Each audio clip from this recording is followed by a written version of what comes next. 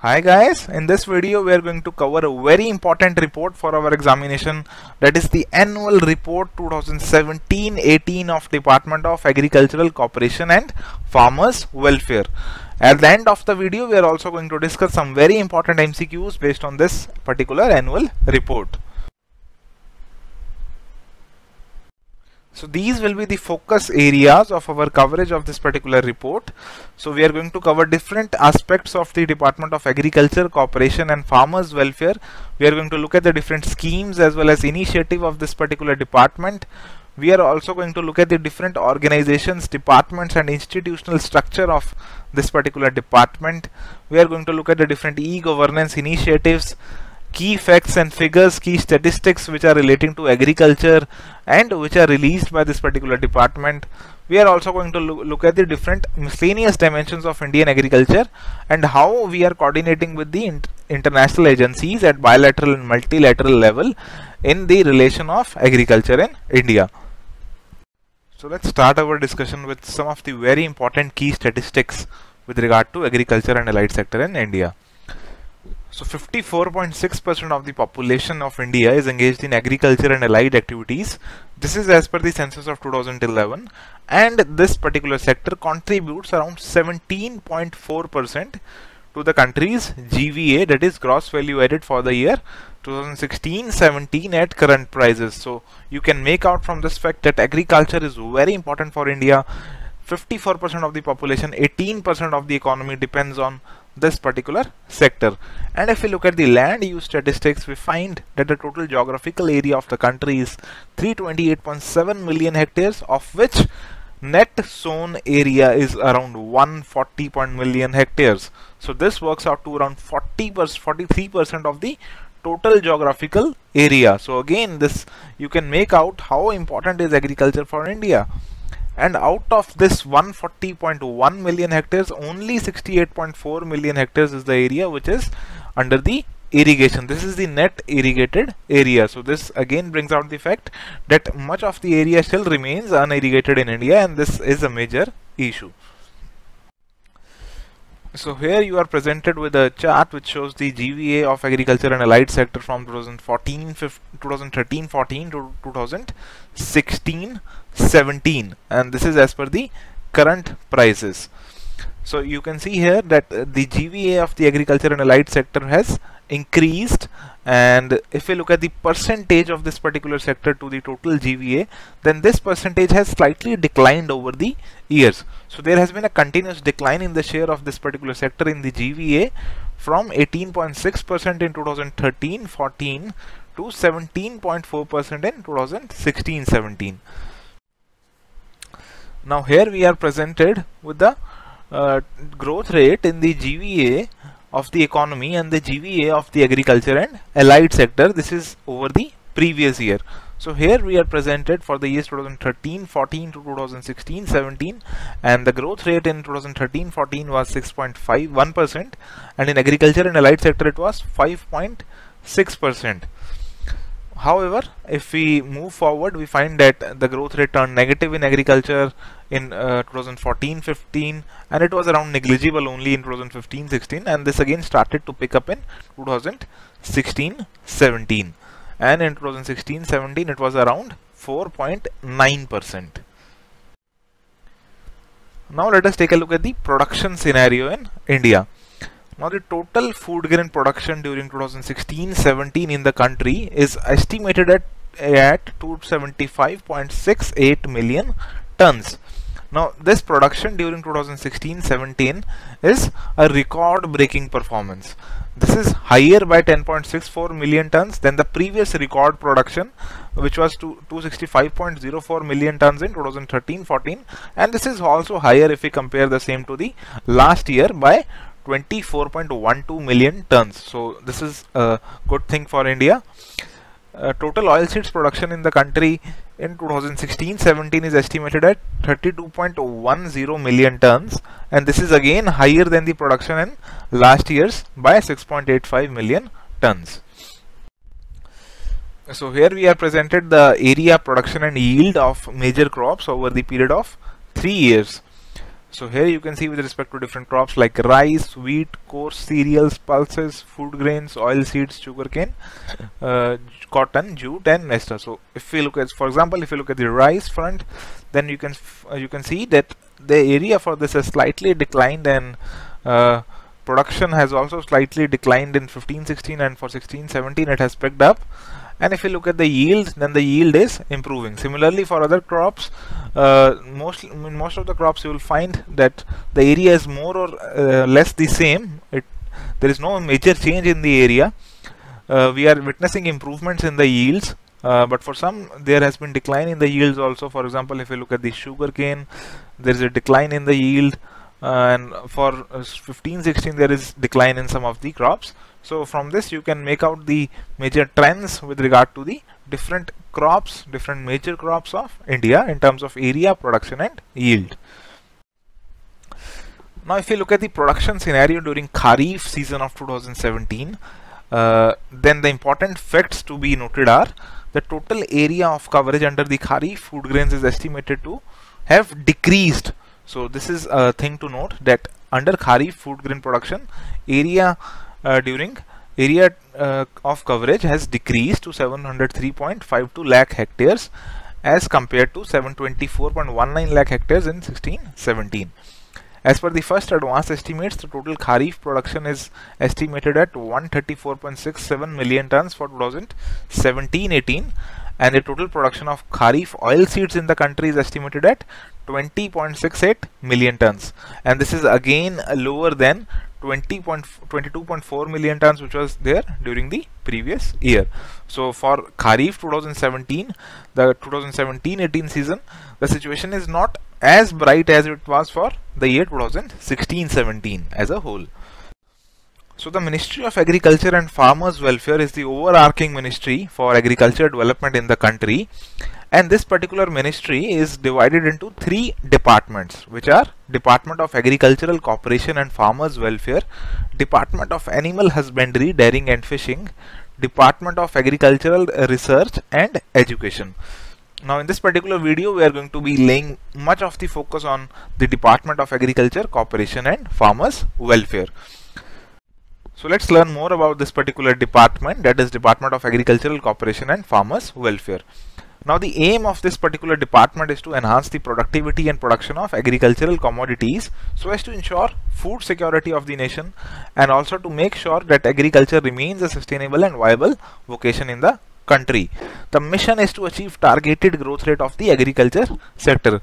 So there are different targets which are set by the government from time to time, and the mission of this department is to achieve those targeted growth rates for agriculture sector, and in those particular targets it will be taking the help of state governments and other departments of the government of India.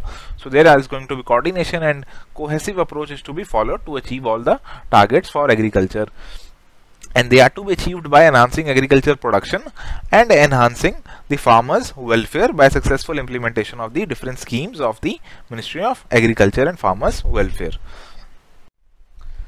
Now if you look at the organization of this particular department, then this particular department is organized into 27 divisions. So this is not a very small kind of a department, it is a big department with 27 divisions and has 5 attached offices and 21 subordinate offices, and these are spread across the country for coordination with different state level agencies and implementations of central sector schemes in their respective fields. Further, 1 PSU, 8 autonomous bodies and 10 national level cooperative organizations and 2 authorities are also functioning under the administrative control of this particular department. So this is a relatively a big department with many divisions, many attached offices and many subordinate offices, including 1 PSU, autonomous bodies and different cooperative organizations under this particular department. So here you can see the different number of divisions which are there in this particular department. So here are the 27 divisions. Some of the important ones include agriculture census, agriculture marketing, credit, cooperation, crops, drought management, horticulture, integrated nutrients management, international cooperation, Rashtriya Krishi Vikas Yojana, rain-fed farming systems, seeds, oil seeds, trade, etc. So these are the different 27 divisions of this particular department. Now here are other important organizations which are there under this department. So there is one PSU, which is the National Seeds Corporation of New Delhi, which is there under this department, and these are the authorities, that is Protection of Plant Rights and Farmers Rights Authority, and this is located in Delhi. And then there is National Rain-Fed Area Authority, and this again is located in New Delhi. Further, there are many autonomous bodies under this department, which include Coconut Development Board in Kochi, National Horticulture Board in Gurgaon, National Cooperative Development Corporation in New Delhi, Small Farmers Agri-Business Consortium in New Delhi, National Institution for Agricultural Extension Management, this is in Hyderabad, National Institute for Agriculture Marketing, this is in Jaipur, National Institute of Plant Health Management, this is in Hyderabad, and National Center for Cold Chain Development, which is in New Delhi. Now let's look at the Directorate of Economics and Statistics, which is an attached office of this particular department, that is Department of Agricultural Cooperation and Farmers Welfare. Now the mandate of this particular department is to collect, compile and disseminate different economic and statistical data relating to agriculture and provide analytical inputs to the Department of Agriculture Cooperation and Farmers Welfare, so that this department can take and formulate better policies for agriculture and economic development of the country. So the main aim of this department, of this directorate, is to collect economic and statistical information relating to agriculture and provide the same to the department for better agricultural policy making in the country. Now let's take a look at the different important divisions which are there under the directorate. Now these include Agricultural Statistics Division. Now this division is responsible for releasing 4 advanced estimates and final estimates of area, production and yield in respect of major food grains, oilseeds, sugarcane and fibers. And this particular division also organizes a national workshop on improvement of agricultural statistics, which is being organized every 2 years.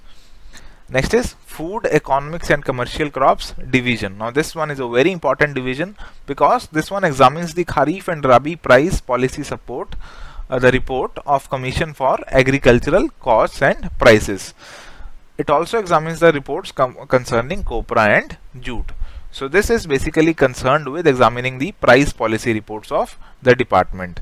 Next is Market Intelligence and Price Analysis Division. Now this division provides necessary market intelligence to the Department of Agricultural Cooperation and Farmers Welfare, and the wholesale prices of selected agricultural commodities are compiled on weekly basis, which are provided to DIPP so that it can compile the WPI on timely basis. So the monthly wholesale prices of certain agricultural commodities and animal products are also published in a monthly journal, which is Agricultural Situation in India. Also there is an annual publication which is Agricultural Prices in India, which compiles the statistics on wholesale, retail and international prices of selected agricultural commodities. So this division is basically concerned with price analysis of different crops, and this analysis is very important because it is useful in compilation of WPI and releasing important journals like Agricultural Situation in India and Agricultural Prices in India. Next is Agricultural Wages Division. Now statistics related to daily wages which are paid to different categories of agriculture and skilled rural labor at selected level are compiled and published in an annual publication, that is Agricultural Wages in India. So this one is mainly relating to statistics related to daily wages which are paid to agriculture and rural labor. Next is International Agriculture and Compilation Division. Now this division handles the issues related to food security and nutrition and fosters bilateral as well as multilateral cooperation for improvement in agricultural statistics. And this is dealt by various bilateral and multilateral organizations. So this one coordinates with different kinds of bilateral and multilateral organizations, including G20, BRICS, FAO, etc. Next is Publication Division, and as the name only suggests, this division is responsible for publishing the monthly journal which is titled as the Agricultural Situation in India. This aims at presenting a factual and integrated picture of food and agricultural situation in India, and this is being published on a monthly basis. Now let us discuss an important software of Directorate of Economics and Statistics, which is FARMAP 2.0 software. Now this directorate is in the process of developing a web-based FARMAP 2.0 software, and this is being done with the help of National Informatics Center or NIC. This software will be utilized for online collection, compilation of cost data and generating state-wise reports on cost of cultivation and production estimates of 25 mandatory crops. This software will be helpful in reducing the time lag in generation of cost estimates. The data entry module for this particular software has been officially rolled out from the 2017-18 onwards. So this is a major software which will be used for online collection and compiling the cost data and generate reports to provide useful information on different cost estimates of 25 mandatory crops. Now there is this very important scheme which is being implemented by this directorate, and this is the plan scheme, integrated scheme on agricultural census, economics and statistics. Now this scheme comprises 6 components, out of which one component is agricultural census, and this pertains to agricultural census division of Department of Agricultural Cooperation and Farmers Welfare, and the remaining 5 components are being implemented by this particular directorate, that is Directorate of Economics and Statistics. So here are the 5 schemes which are there under this particular domain under the Directorate of Economics and Statistics. These include comprehensive scheme for studying the cost of cultivation of principal crops in India, agro-economic research scheme. This is set up to meet the field level research inputs on agricultural economic issue and for sound agricultural development policy making. So this is basically a research scheme. Next is planning, management and policy formulation to assess the impact of changes on the farm economy with the focus on the state of Indian farmers. So then there is another policy formulation scheme. Then there is improvement of agricultural statistics scheme to collect and improve agricultural statistics of principal agricultural crops. And then there is another scheme which is timely reporting scheme, which seeks to obtain estimates of area under principal crops in each season with breakup of area under irrigated, unirrigated and traditional high yielding varieties of crops. So this seeks to obtain timely reporting of different kinds of estimate for different kinds of crops in India. Now let us move to another very important scheme of this particular department, that is Department of Agricultural Cooperation and Farmers Welfare, that is forecasting agricultural output using space, agrometeorology and land-based observatories. This is short for FASAL scheme. So this FASAL scheme is being introduced and is being implemented by this particular department since 2007 along with other partner organizations.